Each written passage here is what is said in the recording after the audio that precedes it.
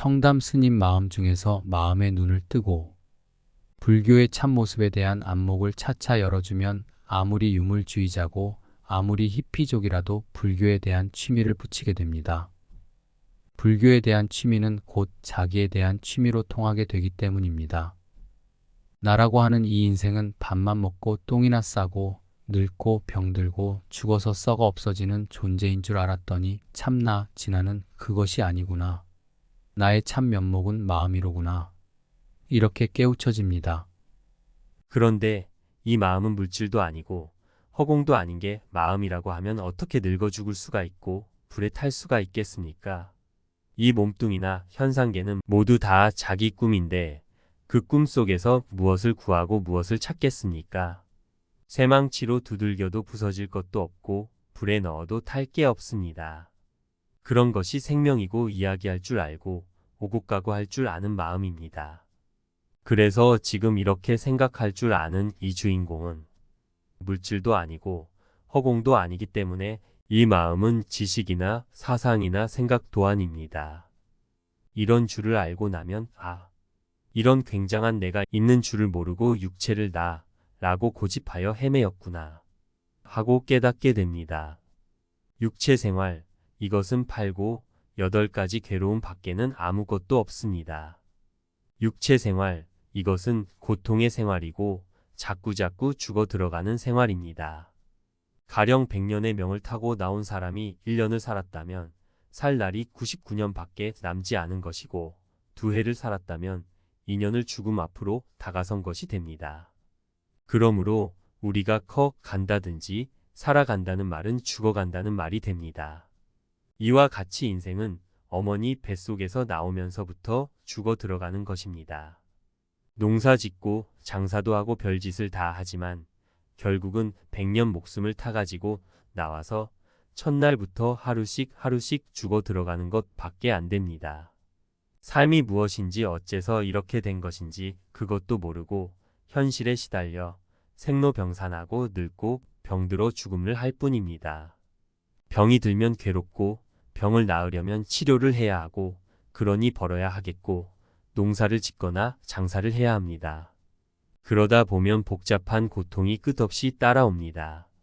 세계의 약을 모두 다 구해놓고 세계 의사들을 다 동원시켜 옆에 앉혀놓았댔자 자기 자신은 앓을 만큼 다 알아야 하고 죽을 때가 되면 죽어야 합니다. 아무런 회개가 안 닿는 게 소위 우리 육신 인간의 한평생입니다. 세계 돈을 다 모아봐도 나한테 소득될 건 하나도 없습니다. 외려 돈 많은 사람은 돈 없는 사람보다 이 약 저 약 쓰느라고 고생만 하지 그렇다고 해서 그 사람이 100년을 더 사는 것도 아니고 몸이 더 건강한 것도 아닙니다. 돈이 많으면 공연히 더 헤매게만 되고 무엇을 할까 하고 망상과 번민만 더 피우게 되고 밤에 잠도 못 자고 음식도 제때를 못 찾아 먹게 되어 육체나 마음이 모두 지치고 시들어 나중에는 불안해지고 맙니다. 권리가 많고 지위가 높은 사람도 마찬가지입니다. 지위가 높아지면 높아질수록 적들이 많아지고 적이 많아지면 결국 자기는 고독한 신세가 됩니다. 돈이 많고 권리가 높으면 적이 많아져서 더욱더 고독해집니다. 그러므로 우리의 참다운 행복은 육체나 물질적인 욕구를 충족시켰다고 해서 찾아오는 것이 아닙니다. 그것은 다소가 사는 생활입니다. 마음을 깨치지 못해서 현실을 잘못 보고 미래를 잘못 진단해서 속이 어두운 현잡대에게 자기의 진귀한 보배를 사기당한 생활입니다. 우리가 오직 구해야 될 것이 있다면 마음의 밝은 원리를 깨쳐야 하는 일이며 육체와 현실은 다 꿈이요 착각이고 마음의 그림자임을 깨닫는 일입니다. 우리의 오간 작용만 해도 그렇습니다.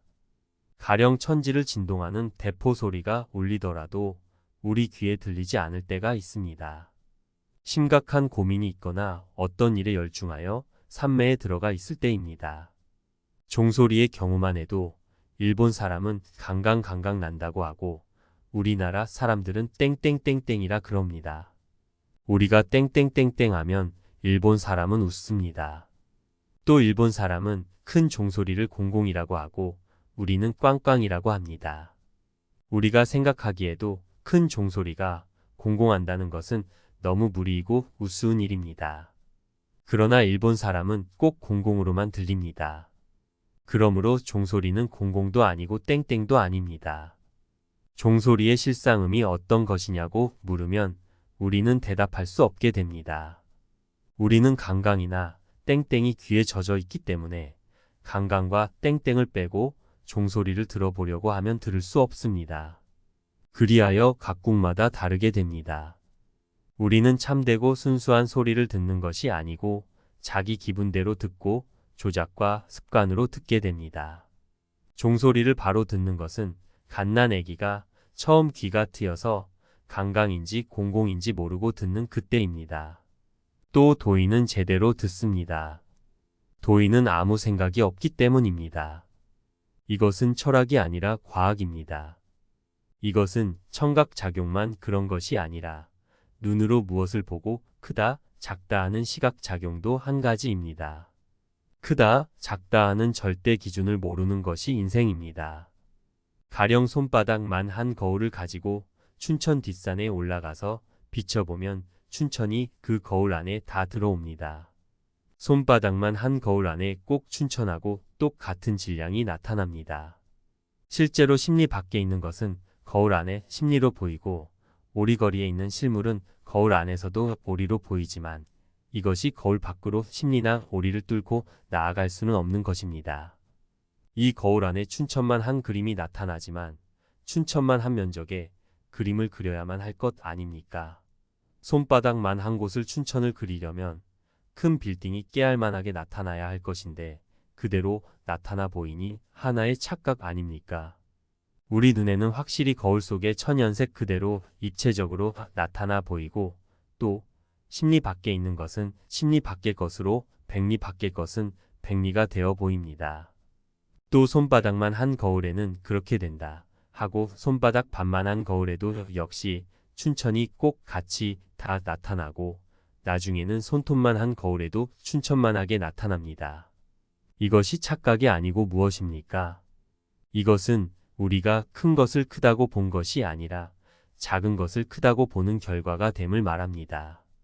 화가가 아무리 묘사를 잘한다고 해도 이렇게 그리기가 힘들 것입니다. 확실히 말하자면 마음이 거울에 직접 나타난 것입니다. 이 마음의 거울은 작다고 하면 바늘 끝보다도 작고 크다고 하면 우주에 가득할 것이니 크다, 작다 하는 말은 어디에다가 기준을 두고 하는 말인지 알 수 없습니다. 기분에 따라서 작은 것이 대단히 크게 보일 때도 있고 큰 것이 아주 작게 보일 때도 있습니다. 이와 같이 맛도 기분에 따라서 설탕이 쓰고 소태가 달 때도 있습니다. 또 추운 날이 더웁게도 더운 날이 춥게도 느낄 때가 있습니다. 이와 같은 사실은 다 우리의 오간이 정확하지 못하다는 것을 뜻하며 우리의 오간작용이 심한 착각을 일으키고 있다는 증거입니다. 앞에서도 말한 것처럼 마음에서 부처가 나오고 하느님이 나오고 우주가 생겨 나오고 꿈속 세계도 나옵니다. 우리는 밤 꿈에만 우주를 창조해내는 것이 아니라 꿈을 깬 낮 꿈에도 우주를 창조해냅니다. 그러므로 꿈이라고 하면 낮 꿈, 밤 꿈이 다 꿈입니다. 밤, 낮, 금생, 내생이 다 꿈인데 이 꿈 가운데 꿈이 아닌 것은 꿈을 꾸고 우주를 창조해내는 우리 마음뿐입니다. 밤 꿈에도 이 마음 이대로이고 낮 꿈에도 이 마음 이대로입니다.